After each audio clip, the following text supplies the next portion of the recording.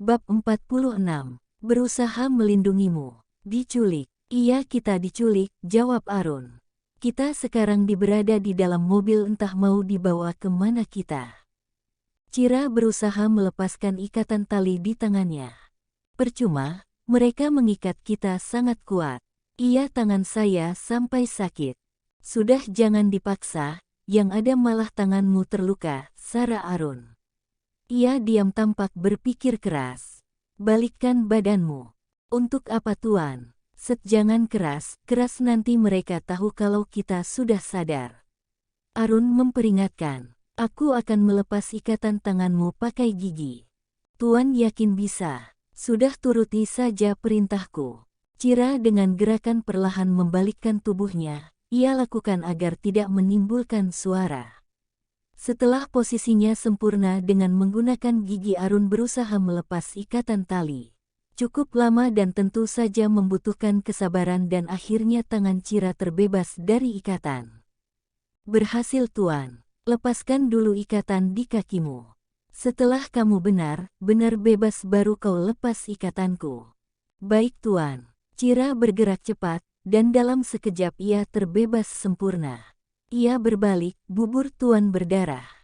Tidak apa-apa, cepat lepaskan ikatan taliku. Baik tuan, dengan cepat Cira melepas ikatan tali di tangan Arun. Akhirnya semua terbebas. Sepertinya kita dibawa jauh dari perumahan warga, ucap Arun yang sempat melihat sebentar ke arah jendela. Kita diam dulu di sini. Nanti jika mobil berhenti, kita melarikan diri. Baik tuan. Dan benar saja, tak lama kemudian mobil berhenti. Tuan, mobilnya berhenti. Tunggu komandoku. Begitu pintu mobil terbuka kita tendang kuat-kuat. Setelah itu kita lari. Baik tuan. Arun dan Cira menunggu pintu mobil dibuka dengan suasana tegang. Terdengar sayup suara mereka sedang merencanakan sesuatu. Kita bunuh gadis itu di sana. Bagaimana dengan yang laki-laki? Bunuh saja sekalian, yang penting gadis itu kita bereskan dulu. Sudah kau kirim foto mereka? Sudah, tapi di sini susah sinyal. Tidak apa-apa, yang penting foto mereka sudah kita kirim, tinggal terima bayarannya. Ya sudah, ayo segera kita eksekusi. Pria itu membuka pintu mobil dan mana Arun dan Cira menunggu dengan tegang. Arun segera memberi kode pada Cira agar bersiap. Braak. Dengan sekuat tenaga Arun dan Cira menendang yang membuat pria itu terpental ke belakang. Hei, jangan lari, teriak pria yang satunya dan berusaha menghadang mereka. Dengan cepat Arun memberi tendangan, akan tetapi pria itu bisa menghindar. Mereka terlibat perkelahian, sedangkan pria yang terpental tadi berhasil bangun dan menarik tangan Cira. Cira dengan gesit bisa menghindar, bahkan bisa meninju perut pria itu. Bro, keluar. Tawanan melarikan diri. Ternyata masih ada satu lagi pria yang berada di dalam mobil, ia sebagai sopir. Bergegas keluar dengan membawa senjata tajam. Pria yang melawan Arun sudah berhasil dilumpuhkan. Ketika Arun sibuk menghujani pria itu dengan pukulan, pria yang bertugas sebagai sopir melayangkan senjata tajam dari belakang. Tuan, awas. Cira berlari ingin mencegah pria itu menghunuskan pisau ke tubuh Arun, tapi keburu pria yang satunya lagi menarik tangannya. Arun menoleh karena panggilan peringatan dari Cira. "ARGGH!" teriaknya. Terlambat, walaupun Arun bisa sedikit menghindari, tapi ia tetap mendapatkan luka walau tidak terlalu dalam. "Tuan!" teriak Cira cemas. Ia kemudian menendang pria yang menarik tangannya tadi.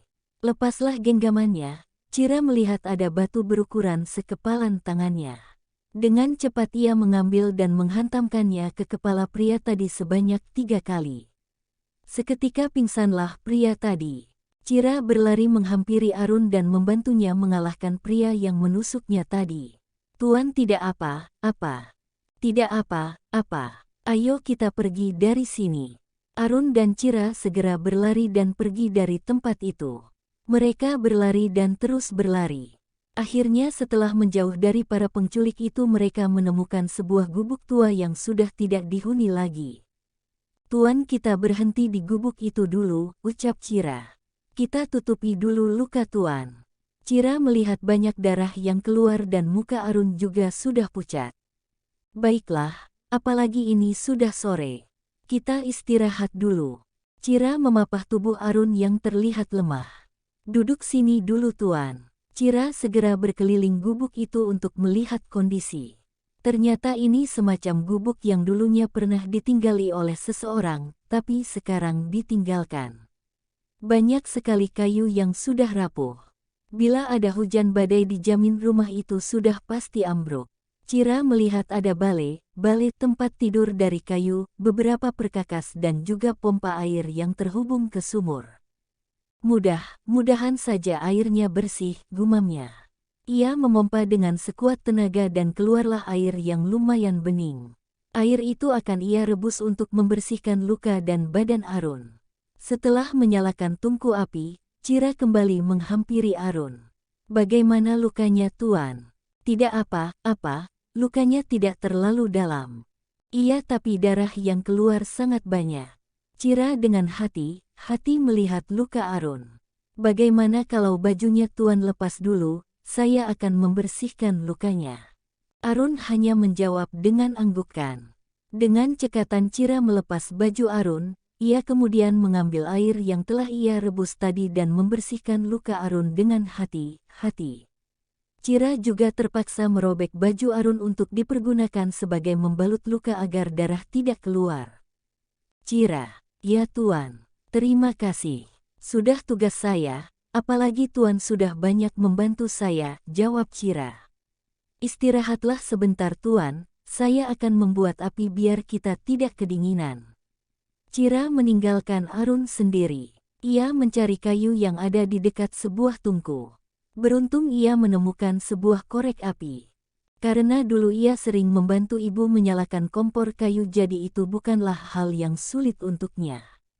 Setelah api menyala sempurna, Cira segera menggunakan air sisa rebusan untuk membasuh muka dan badannya yang berkeringat akibat berlari. Cira kembali mengecek kondisi Arun. Cira, kenapa begitu dingin? Dingin. Apinya sudah saya nyalakan, apakah kurang besar? Cira melihat tubuh Arun yang menggigil, itu artinya ia benar-benar kedinginan. Cira memegang kening Arun. Tuan demam. Cira mengambil air di belakang yang akan dia pergunakan untuk kompres. Sisa robekan pakaian Arun ia gunakan untuk mengompres. Cira, ya Tuan, mendekatlah. Cira menuruti perintah Arun, ia duduk di sampingnya. Ya Tuan, kalau nanti aku meninggal, tolong jaga Gio untukku. Ia begitu menurut padamu. Tuan jangan berkata seperti itu, kita akan baik-baik saja. Dan berkumpul seperti dulu. Badanku terasa lemas Cira, dan rasa dingin ini sampai menusuk ke tulangku. Sebentar saya carikan kain atau selimut, siapa tahu ada Tuan. Jangan tinggalkan aku, pinta sambil terus menggenggam tangan Cira. Tidak, saya tidak akan meninggalkan Tuan, saya pergi hanya sebentar. Dengan cepat Cira ke belakang, ia mencari apa ada kain yang bisa ia gunakan untuk menyelimuti tubuh Arun. Dan ia menemukan sebuah kain yang tidak terlalu tebal, tapi lumayan membuat tubuh Arun hangat. Saya menemukannya Tuan, mudah-mudahan Tuan tidak kedinginan lagi. Terima kasih. Bagaimana? Masih dingin Cira, tubuh Arun masih terlihat menggigil. Aduh, bagaimana ini? Apa yang harus aku lakukan? Pikir Cira. Apa aku pulek saja? Biasanya para pendaki gunung jika kedinginan akan berpulekan satu sama yang lain. Cira kemudian memberanikan diri memulek tubuh Arun. Maaf Tuan, saya terpaksa, gumamnya lirih. Arun hanya diam saja, ia masih memejamkan mata. Dingin, igaunya. Cira semakin mengeratkan pulekannya. Bertahanlah sebentar Tuan. Ya Tuhan, kenapa malam ini terasa begitu lama, pikir Cira. Ia kembali mengecek kondisi Arun, tubuhnya sudah tidak menggigil tapi masih demam. Cira sedikit lega. Ia masih setia memulek Arun, menatap pria kekar di depannya yang sekarang tergolek tidak berdaya. Pria yang selalu melindunginya bahkan sampai detik ini. Cira mengusap bubur Arun yang terluka karena melepas ikatan talinya. Ia sangat iba dan matanya berkaca-kaca. Tanpa sadar ia mendekat dan menempelkan buburnya pada bubur Arun. Dikecupnya bubur itu pelan-pelan. Cira terhenyak. Ya Tuhan, apa yang sudah aku lakukan? Kenapa aku mencumi bubur Tuan? Aku sungguh gila. Cira tampak panik. Berulang kali ia menarik napas dan menghembuskannya perlahan. Betapa menjijikkannya diriku, berani mencumi Tuan dalam keadaan tidak sadar. Apa bedanya aku dengan Denisa, pikir Cira dalam hati. Ia mulai menitikkan air mata, mengusap pelan-pelan dan bergumam. Maafkan aku Tuan. Pagi ini Arun terbangun, badannya sudah tidak demam seperti tadi malam. Ia mengerjap-erjapkan matanya. Hah, kaki siapa ini, pikirnya. Arun mendongak ke atas, dilihatnya Cira yang masih tertidur pulas dengan tangan yang setia memuleknya. Jadi semalam aku tidur di pulek Cira. Arun berusaha bangun akan tetapi gerakannya membuat Cira terbangun. Tuan sudah bangun. Arun mengangguk. Cira segera memastikan suhu tubuhnya. Oh syukurlah sudah tidak demam, ucapnya sambil tersenyum lega. Tuan duduk dulu, saya akan mengambil air untuk membasuh muka. Cira berdiri dan, "Aau!" teriaknya. Kenapa? Maaf, kaki saya kesemutan, jawab Cira. Ia berusaha berjalan walau dengan terlatih-tatih. Di belakang ia melihat ada sebuah gerobak dorong. Muncullah sebuah ide. Silahkan membasuh muka Tuan, air ini bersih. Terima kasih, jawab Arun. Kau tahu di mana kita? Tidak Tuan. Tempat ini jauh dari pemukiman, jawab Cira. Tapi Tuan jangan khawatir. Saya ada ide. Ide? Iya, sebuah ide untuk keluar dari sini, jawabnya penuh percaya diri. Caranya? Badanku sangat lemah Cira. Tidak akan kuat berjalan lama, kau mau menggendongku? Tenang, kita pakai gerobak dorong Tuan. Di belakang gubuk ini terdapat gerobak dorong yang tidak terpakai, kita bisa memanfaatkannya. Baiklah ayo. Cira memapah Arun dan meletakkannya di atas gerobak. Dengan perlahan Cira mendorongnya. Walau agak berat tapi itu lebih baik daripada menggendong. Bisa patah tulangnya. Mereka berjalan hampir 1 jam. Cira pun sudah tampak kelelahan dan tiba-tiba saja ada sebuah sepeda motor melintas sedang mengangkut jerami. Cira dengan segera memanggil bapak itu. Pak, tolong Pak, teriaknya yang membuat pengendara itu berhenti. Pak, bisa tolong Tuan saya, ia sedang terluka dan butuh segera ke rumah sakit. Naikkan ke atas motor saya, 10 kilo lagi ada sebuah perkampungan penduduk, di situ ada puskesmas. Terima kasih Pak. Cira membantu tuannya naik ke atas motor. Baru ia naik paling belakang. Ia sangat bersyukur bapak tadi mau membantunya. Kira-kira 20 menit mereka sampai di puskesmas. Karena tidak ada dokter, petugas puskesmas dengan sukarela mengantar mereka ke rumah sakit terdekat dengan menggunakan ambulans desa. Sesampainya di sana Arun segera mendapatkan perawatan. Lukanya harus dijahit dan disterilkan. Arun juga mendapat donor darah, itu dilakukan agar tubuhnya tidak lemah karena kehilangan banyak darah. Sedangkan Cira meminjam telepon untuk menghubungi Pak Uwo. Ia menceritakan kondisi yang sebenarnya. Dengan segera Syamsuddin menjemput mereka. Ternyata para penculik itu membawa mereka sampai ke Sidoarjo.